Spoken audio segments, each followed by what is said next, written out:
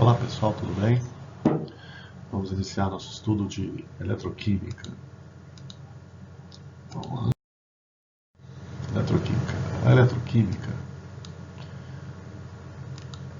A eletroquímica é a parte da química que estuda as relações entre a corrente elétrica e as reações químicas. Existem dois processos eletroquímicos. Um é pilha e o outro é eletrólise. As pilhas são dispositivos em que ocorre uma reação de oxirredução que produz corrente elétrica. A eletrólise, a reação de oxirredução que, para ocorrer, consome corrente elétrica. Todos os processos eletroquímicos envolvem transferência de elétrons, ou seja, oxidações e reduções. Então é bom lembrar os conceitos de oxidação e redução. Oxidação é perda de elétrons ou o aumento do NOx, e a espécie química que se oxida é denominada agente redutor ou simplesmente redutor. Redução ou reduções é o ganho de elétrons, diminuição do NOx, e a espécie química que se reduz é denominada agente oxidante ou simplesmente oxidante. Então vamos lá, pela tabela aqui nós temos a eletronegatividade e o número de oxidação ou NOx, que é a carga real ou aparente de um elemento em um composto. Então você já conhece as regras, os elementos da família 1A, hidrogênio, lítio, sódio, potássio, rubídio, césio e flâncio, em seus compostos tem NOx igual a mais 1. Família 2A, NOx mais 2. Família 5, 6, 7A, o NOx pode variar. Os elementos de transição, o NOx varia. O importante é saber que toda substância simples tem NOx igual a 0 e que a soma do NOx de um composto é igual a 0 também. Tá? Então vamos lá. Oxidação é a perda de elétrons ou o aumento do número de oxidação de um elemento. Redução é o ganho de elétrons ou a diminuição do número de oxidação de um elemento. Então vamos lá. Vamos estudar, fazer um experimento. Mergulhe-se uma lâmina de zinco em uma solução de sulfato de cobre. O que irá ocorrer?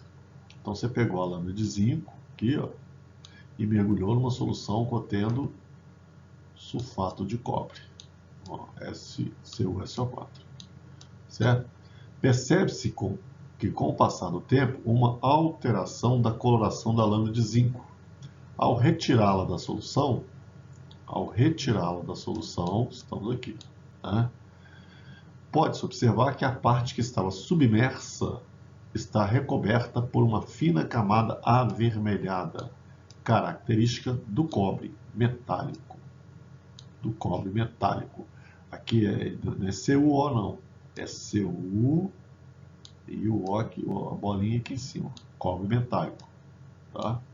Ou simplesmente Cu. Então há uma reação de oxirredução na superfície. Então o que está acontecendo? O zinco, a chapa de zinco, o NOx dele aqui é 0, substância simples. O cobre aqui, o NOx dele vai ser mais 2. O zinco aqui vai para NOx mais 2. E o cobre para NOx 0. Então o número de oxidação do zinco está passando de 0 para mais 2. E o do cobre de mais 2 para 0. Então houve uma variação no número de oxidação. O zinco, o NOx aumentou, então ele está sofrendo oxidação. O cobre, o NOx dele diminuiu, então ele está sofrendo redução. Então, o que está acontecendo com o zinco? O zinco ele está perdendo 2 elétrons para formar Zn2+. Já o cobre 2+, ganha 2 elétrons para formar o cobre metálico.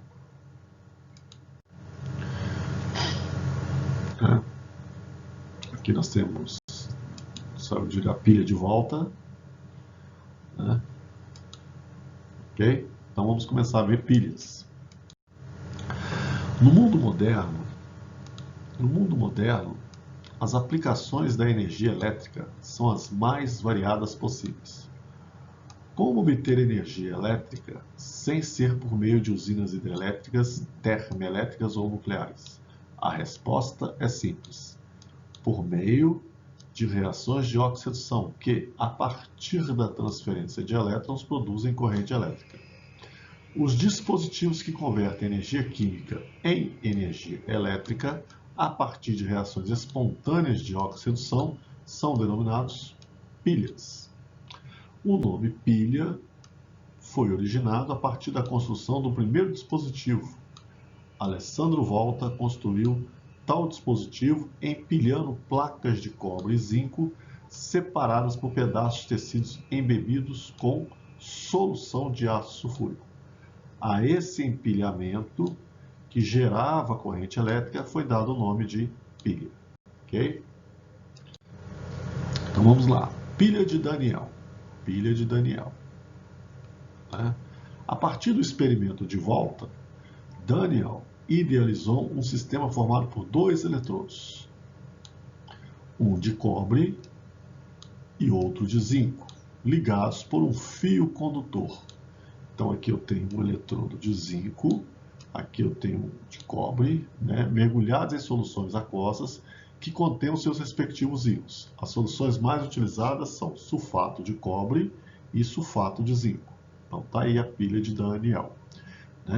Aí na pilha de Daniell, o polo negativo é o ânodo, é onde ocorre a oxidação, e o polo positivo é o cátodo, onde ocorre o processo de redução. Então vamos lá, o que acontece com a pilha de Daniell? Quando ela começa a funcionar, os elétrons sempre saem do ânodo em direção ao cátodo. Os elétrons sempre saem do ânodo em direção ao cátodo. Lembrando que o ânodo é onde ocorre o processo de oxidação. Oxidação é perda de elétrons. O cátodo é onde ocorre o processo de redução. Redução é ganho de elétrons. Então o que vai acontecer aqui com a chapa de zinco? Ela vai diminuir de massa, vai perder massa, certo? O zinco, zero, ele vai perder elétrons e vai formar mais zinco 2 mais. Então vai aumentar a concentração de íon zinco nessa solução. Do lado de cá, ao contrário, os elétrons saem daqui, o cobre 2 mais pega esses elétrons e forma cobre metálico. Esse cobre metálico, ele vai se depositar aqui. Então aqui do lado do zinco sofre um processo de corrosão. Aqui do lado do cobre ocorre um processo de deposição. Ok? Então a concentração de íons cobre aqui, ela diminui. Então a ponte salina, que aqui está sendo representada por uma porcelana porosa, a função dela é manter as duas soluções em contato e equilibrar. Se aqui, por exemplo, eu tenho agora um excesso de íons positivos, os ânions migram em direção ao ânodo. Se aqui agora a concentração de íons cobre, que é positivo, ela diminui, para compensar, os cátions migram em direção ao cátodo. Então, olha só, os ânions provenientes da ponte salina vão em direção ao ânodo e os cátions provenientes também da ponte salina vão em direção ao cátodo. Então, vamos lá. Em uma pilha, então, nós temos o cátodo, que é o polo positivo, onde ocorre a redução, e o ânodo, que é o polo negativo, onde ocorre a oxidação. Então, o zinco vai ser gasto, quer dizer, corroído, sofre corrosão. A concentração de cobre 2 mais vai diminuindo. O zinco 2 mais formado pela reação aumentou a concentração da solução. E o cobre depositou sobre a chapa de cobre, aumentando a sua massa. Então aqui eu tenho uma representação dessa pilha, olha só. Pela IUPAC que eu tenho do lado esquerdo, representamos o ânodo, ó. Certo? Esses dois tracinhos aqui, ó, representam a ponte salina. Do lado direito, eu represento o cátodo, o eletrodo positivo em que há a redução. Então, observe que o zinco está passando de 0 para mais 2, ó, oxidação. E que o cobre está passando de mais 2 para 0, redução. Agora aqui nós temos potenciais de eletrodo, o eletrodo padrão de hidrogênio, né, que é igual a zero. Um experimento onde mostra a concentração de H+ de 1 mol por litro, temperatura de 5 graus Celsius, pressão de 1 atm. Aí você, para medir o potencial de redução dos outros, o que você faz? Você compara com o do hidrogênio. Então aqui eu vou medir o do zinco, potencial do zinco, aí deu 0,76, porque o do hidrogênio é zero. Né? Aí você tem uma tabela de potenciais, está vendo? Potencial ele pode ser de oxidação ou ele pode ser de redução. Aí o PAC recomenda usar o potencial de redução. O que significa esse potencial de redução? Ele mede a capacidade que aquele elemento tem de sofrer redução. Quanto maior o potencial de redução, maior a tendência dele sofrer redução. Ok? Então aqui você tem, por exemplo, os potenciais, está vendo? De redução e de oxidação, né? Tem os dois potenciais aí. Sentido da redução, quer dizer, o que é redução? Ganho de elétrons. Elétron mais lítio dando lítio. Potencial de redução do lítio, menos 3,04. Potencial de oxidação dele, mais 3,04. Né? Quanto maior o potencial, a gente representa pela letra E, de redução, melhor será o agente oxidante. Ok? Oxidantes mais fortes. Vamos lá, o primeiro exemplo de cálculo de força eletromotriz, ou DDP de uma pilha. Então vamos na pilha de Daniel, zinco e cobre. Aí ele me deu os dois potenciais, tá vendo? Do zinco e o do cobre. Então como é que eu sei quem vai sofrer redução e quem vai sofrer oxidação? É simples. Você verifica se o potencial é de redução. Aqui é, zinco 2+, passando de mais 2 para zero, então está reduzindo. E o cobre de mais 2 para zero, também está reduzindo. Como o potencial de redução do cobre é maior, o cobre irá sofrer redução, logo o zinco terá que sofrer oxidação. Na hora de calcular a DDP, ou força eletromotriz, eu faço da seguinte forma: eu pego o potencial maior, que é mais 0,34, menos o potencial menor, que é menos 0,76. Então eu peguei o potencial de redução maior menos o potencial de redução menor. Esse valor ele vai dar maior que zero porque é uma pilha, que acho que dá 1,10. É uma pilha. E uma pilha tem essa diferença de potencial, é maior que zero. Um segundo exemplo aqui, você tem o alumínio, ferro, certo? Então, olha só, o potencial de redução do alumínio é mais 1,66. O potencial de redução do ferro... Não, aqui ele me deu, tá vendo? Vamos tomar cuidado, ó. Aqui ele me deu potencial, o alumínio passa de 0 para mais 3. Então, ele está sofrendo uma oxidação. Então, esse potencial aqui é de oxidação. Então, observe que o potencial de oxidação do ferro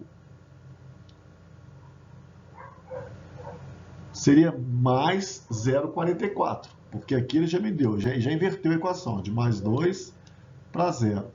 Então, aqui na realidade é o seguinte, o potencial de redução do ferro é menos 0,44, né, de mais 2 para 0, e o potencial de redução do alumínio é menos 1,66. Potencial de redução, tá? O que ele fez?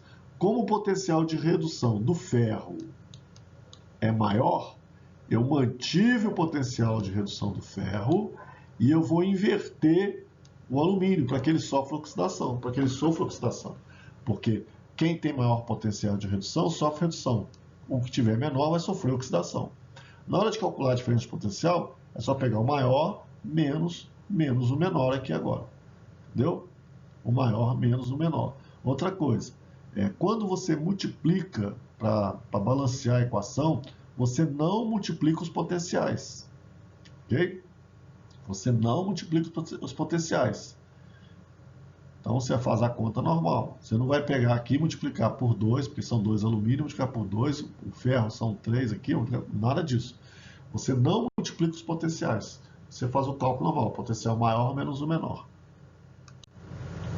Aqui nós temos uma pilha, um acumulador, uma bateria de chuva, bateria de automóvel e uma associação de pilhas em série. Normalmente são associadas 6 pilhas de 2 volts, logo a bateria fornecerá 12 volts. Aqui eu tenho o negócio da pilha seca, né? Pilha seca é uma pilha cujas reações são irreversíveis, ou seja, não pode ser recarregada. Quando ocorre uma transformação total dos reagentes, a pilha para de funcionar. Tá aí um exemplo. Aqui agora eu tenho a pilha alcalina. O que é uma pilha alcalina? São pilhas semelhantes a secas, alterando somente a substância que está impregnada na pasta externa, que no caso da pilha alcalina é o hidróxido de potássio e não o cloreto de amônio. As pilhas alcalinas apresentam um rendimento muito superior aos das pilhas secas comuns. A pilha alcalina mais comum é a de níquel e cádmio, né, que está representada aqui, né, níquel e cádmio, pilha de níquel e cádmio, aqui embaixo, ó, né, as equações. Essas pilhas podem ser recarregadas até 4.000 vezes.